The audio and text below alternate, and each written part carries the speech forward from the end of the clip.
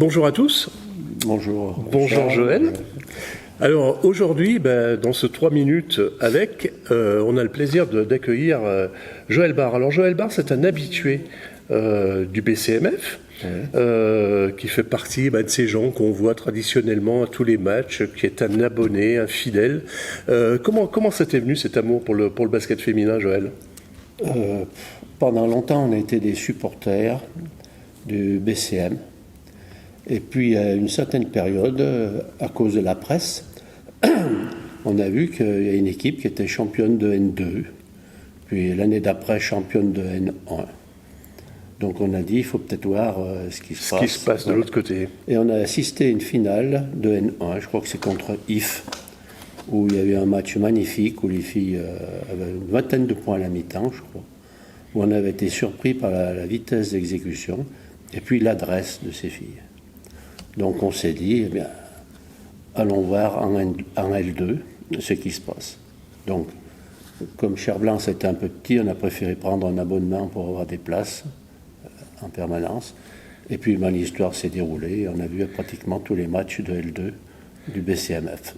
Et vous avez grandi donc avec ce club. Avec ce club. Et vous avez suivi donc déménagement Cherblanc-Dubruck. Voilà. Alors on va parler un petit peu justement. Vous êtes mieux installé maintenant à Dubruck. Tu parlais à Cherblanc que c'était. Donc vous avez trouvé vraiment le côté sentimental. Tout le monde en était un petit peu déçu, mais quand on voit les installations qu'il y a ici, les réceptions qui peuvent se faire, les fêtes, c'est remarquable. Le club a de la chance d'avoir un pareil instrument pour travailler. Alors il a de la chance, il donne le maximum pour faire vivre effectivement ce bel espace qui est mis à sa disposition, et il a la chance aussi d'avoir des supporters comme toi, parce que c'est grâce justement à ces supporters.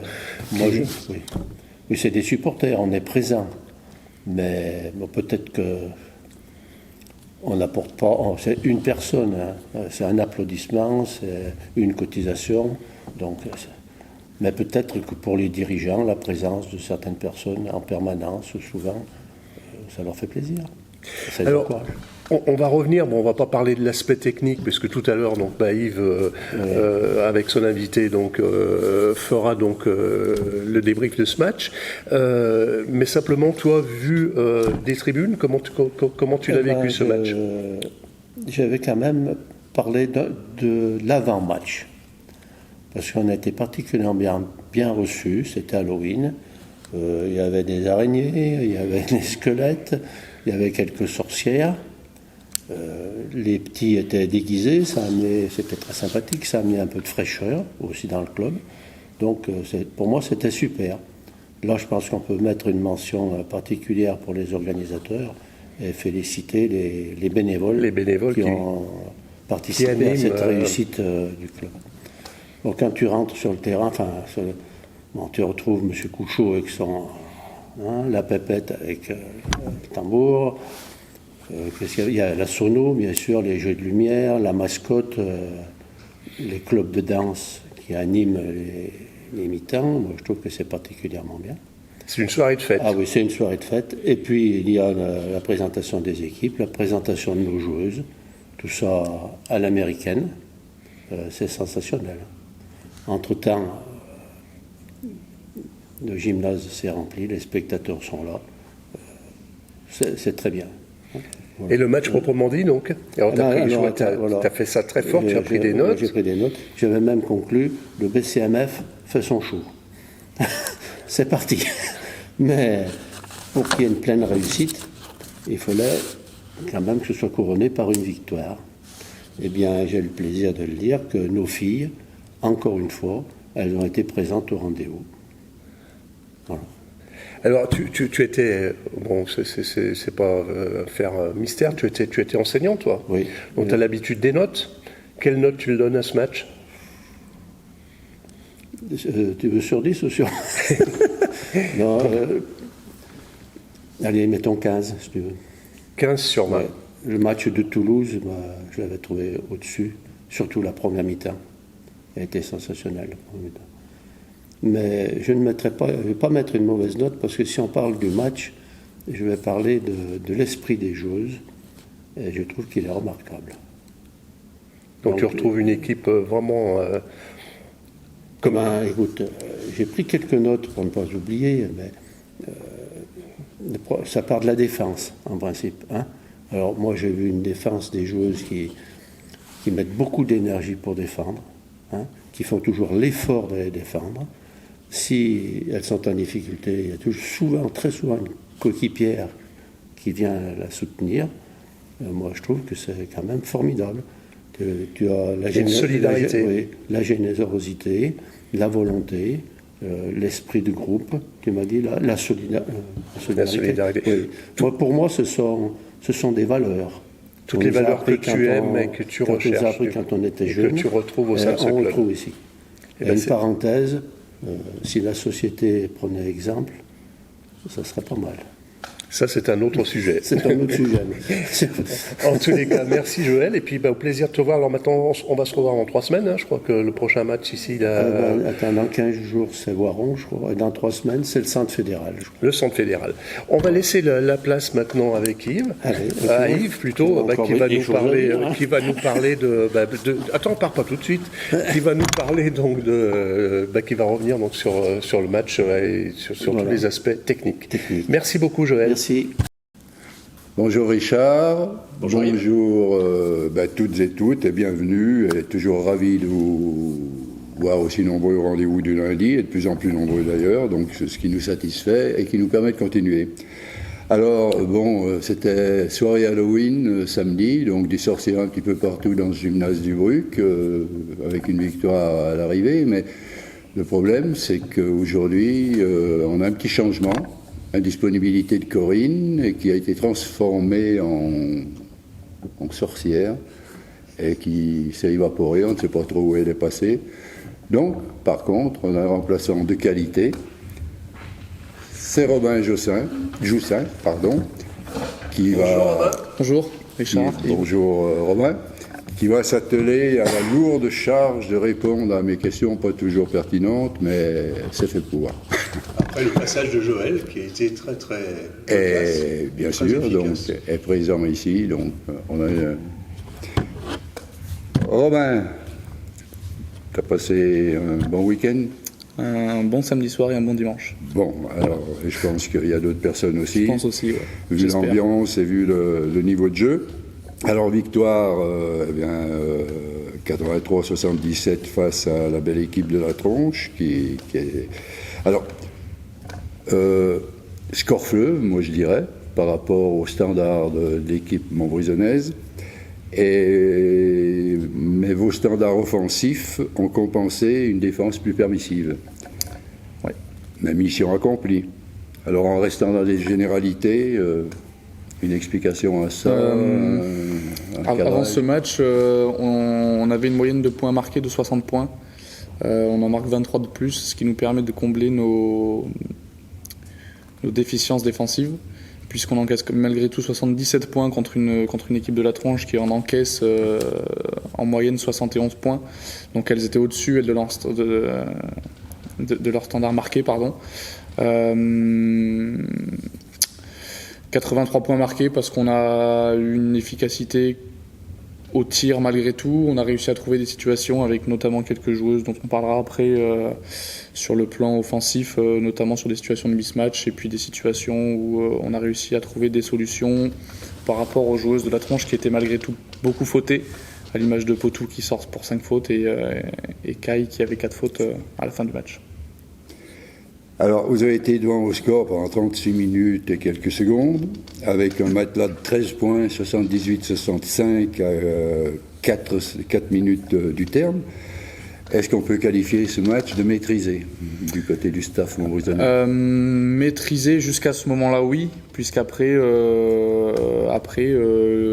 les joueuses de la Tronche ont eu le caractère et la force pour pouvoir revenir à 2 points. Peu avant la fin du match, donc maîtrisé jusqu'à ce moment-là, oui.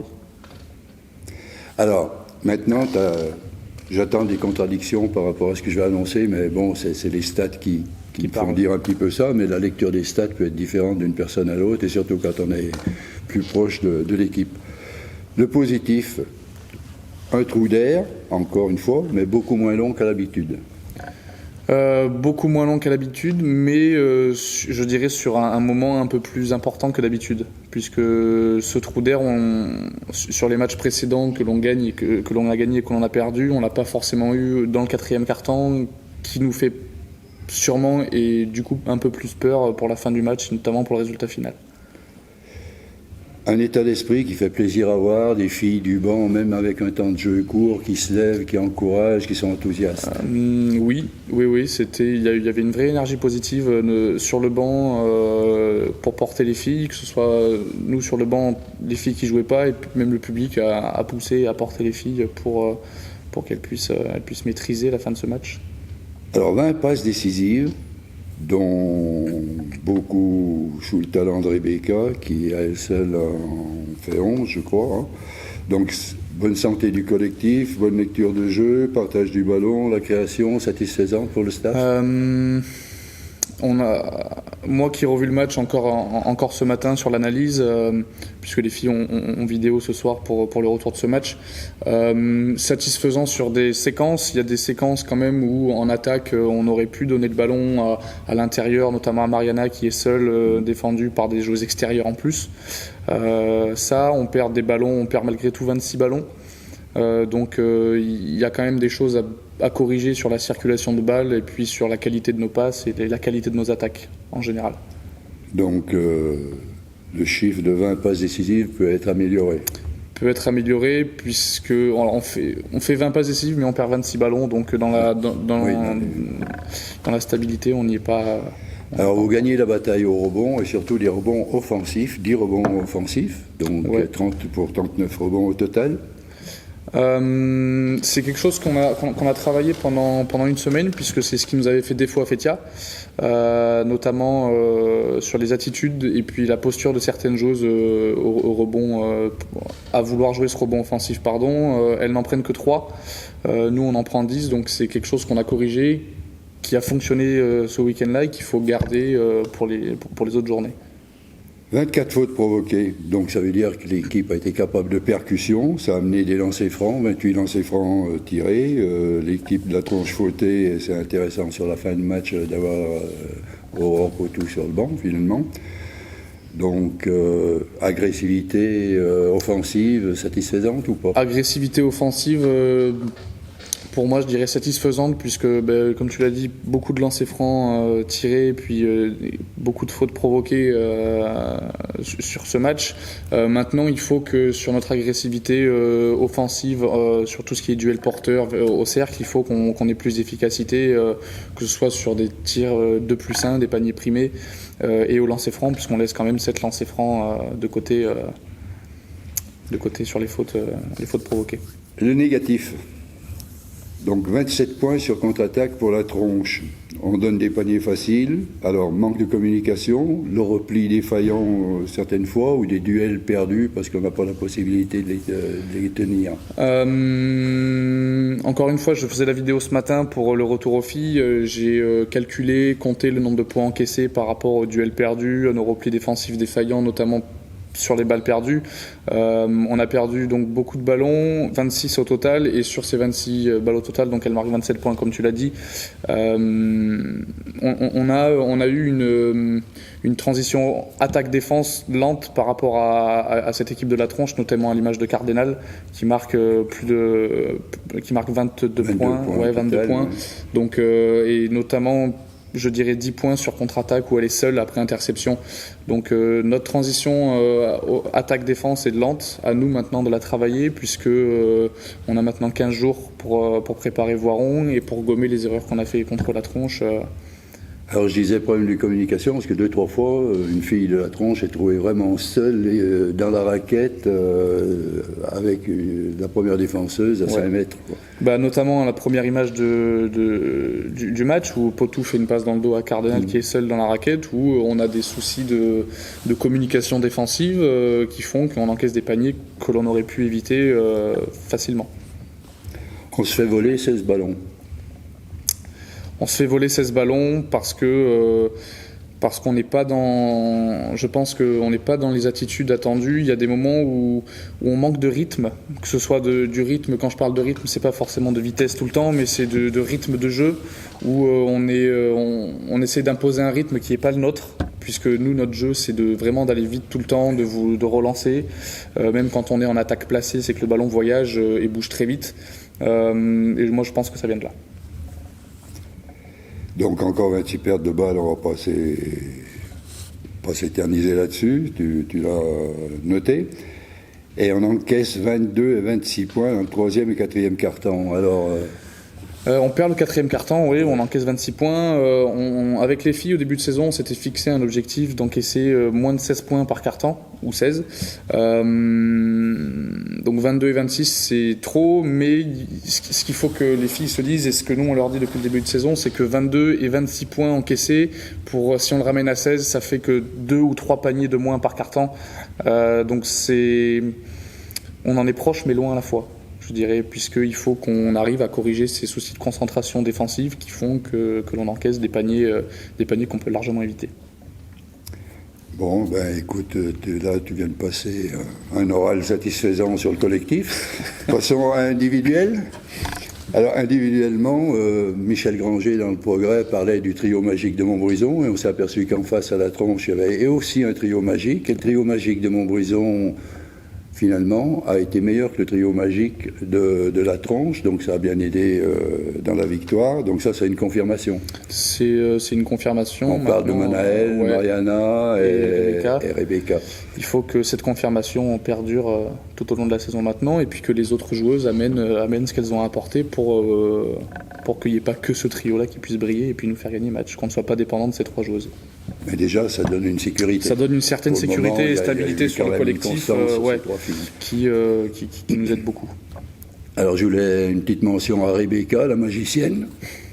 Pardon, sur le match, 11 passes décisives, 7 rebonds. Ça veut dire que la taille ne compte pas toujours pour les rebonds, parce que c'est pas la plus haute de l'équipe quand même. Hein. 12 fautes provoquées, 31 d'évaluation et 11 lancers francs sur 13, qui aident bien dans le dernier quart-temps à alimenter la marque. Oui, en termes de stats, c'est un très bon match que nous a fait Rebecca. Tu parlais des rebonds, c'est encore une fois une question d'attitude et de posture, et de volonté surtout. Donc oui, c'est sûr qu'elle fait un bon match au niveau de stats. Il faut que maintenant elle fasse encore de meilleurs matchs, j'ai envie de dire, pour la suite. Anne-Lise, bon, c'est la première fois qu'elle a un temps de jeu aussi conséquent sur la durée du match. 4 passes décisives, vole 3 balles, score 9 points. Rien d'extraordinaire, mais ce qu'il est, c'est que ses paniers et ses balles volées sont toujours dans des moments clés de la rencontre. Oui, elle met à l'image d'un tir à 3 points qu'elle met dans le corner à droite en deuxième mi-temps, qui nous fait énormément de bien, du ballon qu'elle vole à la meneuse Choron dans la raquette au moment de la remise en jeu.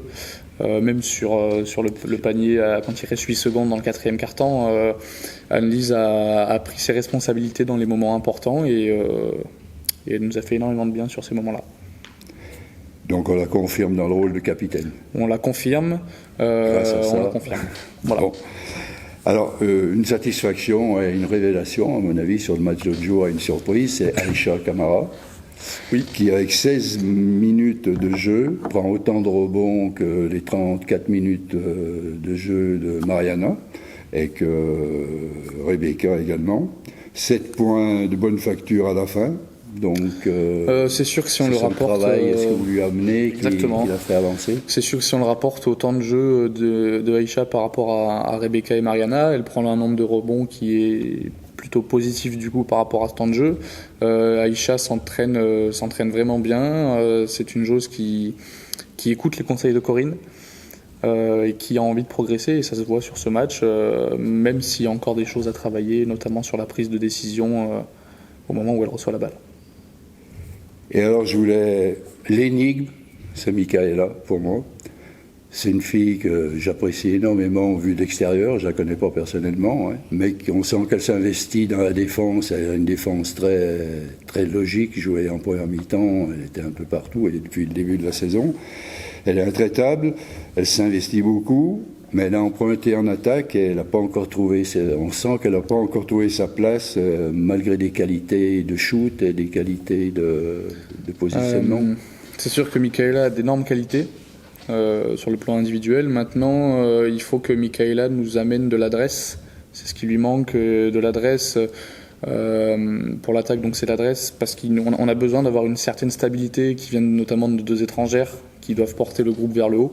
Je dirais après, défensivement, c'est sur la tenue des duels, vraiment sur les notions de 1 contre 1, où il faut qu'elle fasse encore des efforts pour arriver à tenir des joueuses, qu'elle compense son manque de taille sur les joueuses notamment intérieures, puisque c'est une poste 4 qui est de petite taille, pour une poste 4 contre des joueuses intérieures qui sont plus grandes qu'elle, mais comme tu l'as dit, elle s'investit, elle travaille, et je pense et j'espère que ça va payer.